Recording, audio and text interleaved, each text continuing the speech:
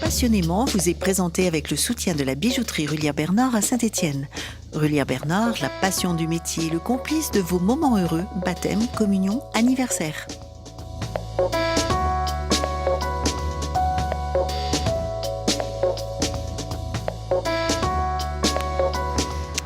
Passionnément, à la réalisation technique, c'est Clément Bonsignor. Et puis, on salue bien nos vidéastes qui vont vous permettre de voir justement la vidéo. Et ça tombe bien la vidéo parce que notre invité, Mathieu Blanchard, c'est un homme d'image, c'est un homme de son, c'est un homme de vidéo.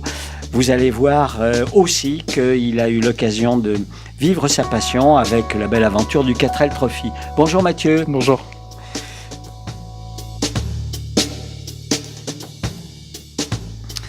« 20 minutes pour décrire la passion d'un jeune homme comme vous, c'est court, mais on s'y colle. Vous n'êtes pas stéphanois, nul n'est parfait, mais enfin, vous êtes arrivé chez nous. Racontez-nous un peu comment, Mathieu. Eh bien, c'est le hasard qui m'a un peu amené là. Je suis originaire du Mans, donc une ville d'automobile. Et je cherchais une école d'architecture pour entamer mes études après la terminale. Et j'ai été pris dans beaucoup d'écoles, mais que des écoles très loin. Et j'ai choisi de venir à Saint-Étienne, c'est une ville qui me tentait bien. Je regrette pas d'être arrivé ici, et donc j'ai découvert l'architecture à peu près en même temps que la vidéo, puisque le hasard m'a amené à faire en plus des photos et des vidéos que je faisais avant à titre amateur, en fait des vidéos pour des petites entreprises, des commerçants, des artisans que je trouvais passionnants. Alors racontez-nous un peu comment vous êtes tombé dans la marmite, parce que c'est vraiment ça, un beau jour, vous êtes tombé dans la marmite de la photo. C'est ça, oui, complètement. En fait, depuis que je suis collégien, j'ai toujours adoré la photo et la vidéo, j'ai découvert beaucoup de choses. Et puis un jour, j'ai un ami comme ça, une connaissance, qui m'engage et qui me dit bon est-ce que tu es prêt à lancer le défi de faire une vidéo publicitaire pour mon entreprise? J'ai dit oui. Et je me suis lancé donc à faire de la vidéo, ma toute première vidéo publicitaire pour lui. Je suis arrivé à Saint-Étienne et j'ai dit je veux continuer, c'est passionnant de faire des vidéos pour des commerçants, des entreprises que je trouve intéressantes. Et je me suis baladé. Mais une vidéo publicitaire, on s'improvise pas comme ça. Il faut du matériel, il faut des compétences, il faut des bancs de montage, il faut de la musique. Enfin, c'est un vrai job. Et vous êtes complètement autodidacte alors? Oui, complètement autodidacte. C'est pas possible. Si, je vous jure. En fait, à la base, on va dire que je suis quand même aidé pour avoir les trois, parce que je suis musicien. Donc déjà, la musique... À la base, on va voir que ça joue un rôle important dans vos productions. Hein. Oui, complètement. Donc il y a beaucoup de choses. Enfin, il y a la musique, il y a le fait que je faisais déjà de la photographie à un niveau respectable pour un amateur, on va dire, avec quelques expositions, etc. Puis bon, la vidéo et la photographie, ça a quand même de très nombreux liens entre les deux. Les caractéristiques techniques d'un appareil photo restent quand même assez proches de ceux d'une caméra. Et donc les deux m'ont passionné à part égale. Et il a suffi de me lancer, de prendre. Mais quand on fait de la vidéo, il y a du montage aussi. C'est pas l'appareil photo, on cadre, on choisit, puis on propose sa vision du monde. Tout à fait. La vidéo, c'est autre chose. Il faut un scénario, il faut... Alors, le fait, effectivement, il faut un scénario. Donc, c'est des choses que j'ai travaillé petit à petit. Au début, ça n'a pas été facile, parce qu'écrire un scénario, c'est quand même... Ça va pas de soi. Combien la durée de votre premier film publicitaire? 3 minutes, je crois, quelque chose comme ça. J'aime beaucoup les formats entre 2 et 5 minutes. C'est assez efficace. Et puis, assez pratique pour YouTube. Assez punchy, hein? Oui, tout à fait. Donc après, c'est pareil. J'ai eu la chance de découvrir, de faire en vidéo au tout début des métiers que je trouvais passionnants. Par exemple? Le sculpteur Philippe Buil à Saint-Étienne. Ah, effectivement, oui. Et donc là, dès qu'on a un sujet qui est intéressant, qui est passionnant, on peut que en faire une bonne vidéo et bien le mettre en avant. Alors, vous commencez à faire donc comment votre premier film publicitaire. Vous arrivez à Saint-Étienne pour faire vos études d'architecture. Et puis, la passion est la plus forte quand même. Complètement. Alors, quand on connaît personne, comment on fait? Le hasard, l'envie des rencontres. Comme je viens vraiment loin pour le coup, c'était pas seulement je connais pas la ville, c'est je connais pas la région, je connais pas les gens, j'ai personne qui m'entoure que je connais. Il n'y a pas de carnet d'adresse, il faut commencer. Et donc, juste comme j'avais envie de découvrir la ville et de pas être juste de passage, j'avais envie de me sentir chez moi à Saint-Étienne parce que j'ai plus mon chez moi au Mans. Et donc, je me suis tout simplement baladé dans les rues au hasard dans la ville, dans un sens, puis dans l'autre, dans les rues au hasard. Et je rentrais dans les commerces ou les artisans que je trouvais qui m'intriguaient, comme Philippe Bull, qui est quand même un métier particulier. Et donc je suis rentré, je lui ai dit ce que je savais faire, pas grand-chose entre autres. Et je lui ai montré ce que je savais faire en vidéo. J'ai dit j'apprends, mais je suis prêt à me lancer. Je veux un peu vous aider dans ce que je peux apporter. Et il a été d'accord pour se lancer le pari avec moi et il n'a pas été déçu visiblement. Donc c'est comme ça que j'ai fait mon carnet d'adresses petit à petit à force de faire des belles rencontres et de tout Alors, proposer. un carnet d'adresses donc fabriqué complètement au hasard, des rencontres. Peut-être au bout d'un moment, quand même, il y a des gens qui vous donnent des contacts, qui vous disent « Ah oui, lui, c'est un copain, va le voir, peut-être que ça fera l'affaire. » Oui, tout C'est à comme fait. ça que ça marche? Oui, complètement, le bouche à oreille petit à petit. Après, le fait qu'effectivement j'étais beaucoup sur Internet depuis que je suis relativement jeune, j'ai appris quand même à créer des sites Internet, des réseaux qui fonctionnent bien sur Internet, mais c'est pas Internet qui apporte les clients de prestige, comme Mark Zimmerman, comme des restaurateurs étoilés. C'est pas Internet qui apporte ces clients-là, c'est beaucoup le bouche à oreille et les connaissances. Donc là, ça s'est fait comme ça. Alors, au fond, il n'y a pas très longtemps que vous êtes à Saint-Étienne. Oui, c'est vrai, 2 ans. 2 ans. Et en 2 ans, vous avez réalisé à peu près combien de films publicitaires? Ah, ce serait compliqué à dire, je saurais Un pas ordre de dire, mais grandeur. une cinquantaine, je pense, un peu moins, peut-être une quarantaine. Voilà. Ça veut dire une bonne productivité, en comptant vite et en enlevant les vacances, quasi un par C'est semaine. ça, oui. Bon, après, les vacances, depuis, donc j'ai arrêté mes cours vers février, on verra tout à l'heure pourquoi. Mais en fait, depuis février, comme je travaille quand même à fond pour mon métier, j'ai eu le temps d'en faire beaucoup plus et les vacances me manquent pas. Pour le moment, j'en ai pas pris. Alors, peu à peu, vous équipez aussi en matériel. Tout à fait, ouais. Bah, le fait de travailler, en fait, puis comme j'étais encore étudiant en parallèle de ce travail, au début, c'est simple, l'argent que je gagnais par ce métier, par ce travail, je n'y voyais pas d'intérêt de la mettre de côté ou quoi. C'était de l'argent que je gagnais par un travail à côté de mes études. Donc je l'utilisais tout de suite pour acheter du matériel pour ce travail que je trouvais passionnant. Donc j'ai pu acheter et investir à fond, autant financièrement que moralement, que avec le temps. J'ai pu investir donc dans ce métier, m'acheter un matériel vidéo, micro, etc. Tout ce qu'il faut. Ouais. Et même un drone. Qu'est-ce Oui. que vient faire le drone au milieu de tout ça? Le drone, c'est un peu comme une passion. C'est quelque chose qu'on voit avec des yeux d'enfant parce que ça existe quand même depuis quelques années. Et puis c'est du matériel qui coûte quand même relativement cher, donc on le regarde. Oui, on regarde. un drone professionnel, c'est pas un Ouais. petit jouet à Ouais, oui. 150 €. Hein. C'est ça, c'est pas donné. Donc on le regarde avec des yeux d'enfant en fait. Et puis un jour on se dit bon bah j'en ai besoin. On m'en parle pour des productions, etc. Il faut passer le pas. Et puis on se lance. Et alors là aussi, pas de formation particulière, c'est l'autodidacte qui s'y colle. Ouais, c'est ça. J'ai eu la chance, on va dire, en plus d'être intéressé par les drones, il y a une marque qui m'avait contacté, qui m'avait dit voilà, on est fabricant de drones. Est-ce que tu veux en essayer un, etc. En recevoir un. J'ai dit oui, évidemment. Oui, ça c'est sûr. Voilà, j'en ai essayé un, c'était un petit truc bas de gamme, mais ça m'a permis de me faire la main. Et puis au bout d'un moment, j'ai dit bon, bah maintenant que je sais m'en servir, on va se jeter sur du. Je bon saute le matos. pas. C'est ça. RCF, la joie se partage. Avec Mathieu Blanchard, le passionné, vous avez vu qu'il est tombé dans la photographie, la vidéo, le montage, l'image, le son. Et puis, un beau jour, vous vous dites, allez, on se lance dans une aventure. Tout le monde a entendu parler du 4L Trophy, mais vous avez démarré quand même de manière un peu surprenante. Racontez-nous. Oui, tout à fait. En fait, je connaissais, j'ai découvert comme tout le monde cette épreuve du 4L Trophy. Je savais ce que c'était, mais bien loin de moi l'idée d'y participer, et bien loin de moi l'idée de me lancer dans une pareille aventure aussi prenante qui demande autant d'investissement de temps. Et puis, le problème, c'est que je sais pas dire non. J'ai mon ami qui m'appelle depuis Le Mans, qui est un ami musicien. On s'est connus quand on était gamin, on devait avoir une dizaine d'années, une douzaine d'années. Il m'appelle, il me dit bon bah voilà, j'ai découvert le 4L Trophy, je trouve ça passionnant. Est-ce que tu veux te lancer avec moi? Je sais que si on le fait pas maintenant, on le fera jamais. J'ai pas dit non, j'ai dit oui.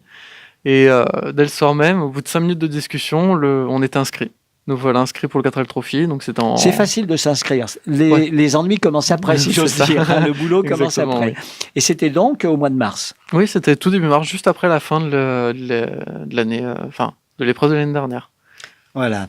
Alors, vous allez nous raconter ce 4L Trophy.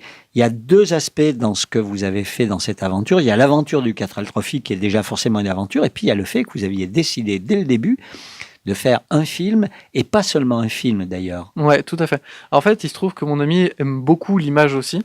Et donc, ça nous a paru être une évidence, étant donné que moi, je commençais à me lancer dans la vidéo, que de filmer notre aventure. Au début, on voulait uniquement la présenter sous forme de vidéo, d'épisodes, comme un petit journal de bord sur YouTube. On l'a fait. On s'est lancé ce défi-là, on l'a respecté. Mais surtout, en fait, en ayant quelques articles sur des journaux, il y a une salle de cinéma à Laigny-en-Blain, qui est à côté du Mans, qui nous a contactés, qui nous a dit chiche, mais dans ce cas-là, vous nous faites un vrai long métrage. On a pris le défi, on l'a fait. Et après, il nous a fallu juste trouver d'autres lieux de projection et c'était parti. Alors, pendant qu'on y est, pour ne pas oublier, vous allez le projeter à Saint-Étienne. Oui, tout à fait. La toute première projection qui a lieu à Saint-Étienne est le 17 octobre au restaurant La Verrière. Alors, un cadre déjà exceptionnel, donc formidable. Alors, le 4L, racontez-nous. On connaît l'aventure. Il faut trouver une 4L. Pas de souci de ce côté-là. Non, on l'a trouvé assez facilement. Il faut trouver des sous. Oui. Ça, pas mal de plus sous dur. quand même. Hein. C'était beaucoup plus dur. C'était beaucoup plus dur. Ouais. Il y a, pour détailler rapidement... Budget approximatif, total. Il y a 3000 et quelques euros d'inscription et budget total d'à peu près entre 8 et 10 000 euros. Ouais, pour des étudiants, c'est raide. Faut mouiller le maillot. Ouais, c'est ça. Vous avez eu des aides, vous avez trouvé des personnes qui vous ont accompagné. Ouais, tout à fait. On a trouvé des sponsors, puis on avait la chance du coup je commençais à travailler. Lui aussi. Ça nous a quand même bien aidé. Alors, on prépare la voiture, voilà. Et puis, un beau jour, on prend la direction de Biarritz pour le rassemblement. Vous étiez combien pour cette édition? On était 1304 L, donc 2600 participants. Et vous êtes quand même bien débrouillés dans l'ensemble. C'est vrai, pas si mal. Arrivé 30e au classement général sur les 1304 L, c'est pas mal. C'est pas mal. Les plus beaux souvenirs. Quelques magnifiques souvenirs. On peut pas tout raconter. Ouais, clairement les paysages. Sans aucun doute, les paysages qui sont magnifiques. On voit des choses qu'on voit pas ailleurs. Et l'autre chose qui est vraiment perturbante, c'est quand même que pendant 18 jours, nous, entre le départ du Mans et le retour au Mans, il y a eu 18 jours. Eh bien, notre seul objectif, le matin, c'est où est-ce qu'on va, comment on y va. Et juste, on roule, on se pose pas de questions. On en revient très perturbé, mais c'est vraiment ça et les paysages qui sont plus beaux. 18 jours hors du monde. Ouais, c'est ça, complètement hors du monde. Des belles rencontres? Oui. Avec d'autres concurrents, parce qu'il y a beaucoup de chaleur quand même, les bivouacs sont sympas, on fait un peu la fête quand même. Oui, c'est génial, on a rencontré un équipage féminin, puis un couple, on a roulé toujours tous les trois, c'était vraiment impressionnant, et puis on a la sensation vraiment d'être perdu au milieu de nulle part, juste entre nous, et donc on sait qu'on va rouler ensemble, parce que si on est seul, on s'en sortira pas, quoi. C'est un vrai sentiment d'équipe, quoi. La rencontre avec la population, il y a un côté humanitaire aussi dans le 4L Trophy. Qu'est-ce que vous avez emmené alors vous? Eh bien, on a emmené 2 sacs énormes remplis d'affaires scolaires et 2 sacs remplis d'affaires de sport. Ça pesait plus lourd que les affaires qu'on emmenait pour nous. Et on les a trimballés jusqu'au premier bivouac au Maroc, dans le désert marocain. Et donc, ils nous ont bien occupé de la place dans la 4L, mais ça valait le coup, c'était une super expérience. Puis c'est le fait de se dire qu'on part pas sans but. On part dans l'idée d'amener et de soutenir d'autres personnes qui en ont plus besoin que nous. Et donc ça donne un petit punch et surtout l'envie d'y aller encore plus fort. Alors ce 4L Trophy, c'est un raid, on va dire. C'est pas vraiment une course, c'est un raid. Mais quel est le challenge chaque jour? Comment ça se passe? Vous prenez des routes, vous avez un roadbook comme sur les rallyes habituels. Ça se passe comment? Eh bien en fait, oui, on a interdiction d'utiliser des GPS déjà. On a juste une balise. Ah oui, ça contribue pas à donner le sentiment de sécurité, là. Non. Non, on se sent un petit peu perdu des fois dans le désert. On voit rien tout autour de nous, à part 2-3 4L par-ci par-là. Mais en gros, on a interdiction de GPS. La carte, on l'a, mais on sait pas où on est, on l'utilise pas vraiment. C'est vraiment par sécurité. Et le rôle, c'est surtout qu'on a un roadbook avec pendant 30 km tel cap, au bout de 30 km tel autre cap, avec quelques petites indications, type de cailloux, etc. Et après, le défi, c'est de dire, s'il y a 30 km à tel degré, 30 km à tel degré, si on fait une ligne droite entre les deux... Oui, on prend la diagonale et ça va peut-être... Logiquement, on gagne des kilomètres. C'est le but de la course. Parce que le but, c'est de relier les points de départ et d'arrivée en faisant le moins de kilomètres possible. Exactement, ouais. Alors le souci, c'est qu'on ne sait pas vraiment ce qu'il y a entre les 2 points qui nous sont indiqués. On s'est retrouvé des fois à longer des dunes, à être à 2 mètres de la dune et dire oups, ça va peut-être passer, peut-être pas. C'est le charme aussi. C'est ça. Quelques galères mécaniques. Oui, quelques-unes, dos d'allumage, barre stabilisatrice qui s'enlève. Et puis on n'était pas mécanicien ni l'un ni l'autre, donc c'est un peu la technique de la symétrie. On regarde d'un côté, et c'est pas pareil que de l'autre. Il doit y avoir un souci d'un des 2 côtés. Mais vous êtes arrivé au bout. Et vous avez amené la 4L au Mans. La 4L est toujours vivante, on en prend grand soin, on l'utilise pour des petits trajets, et puis elle nous accompagnera toujours, on ne veut pas l'abandonner, elle nous a emmenés là-bas, nous on compte la ramener. Vous avez des projets d'ailleurs avec cette 4L dans les années suivantes? Tout à fait, alors on ne sait pas si on repartira avec la même 4L ou si on prendra une autre voiture pour la laisser se reposer tranquillement, Mais en tout cas, oui, on compte repartir d'ici, on va dire peut-être 5 ans, des choses comme ça, dans d'autres pays, en organisant nous-mêmes le raid et en emmenant, pareil, sur le même principe des affaires scolaires.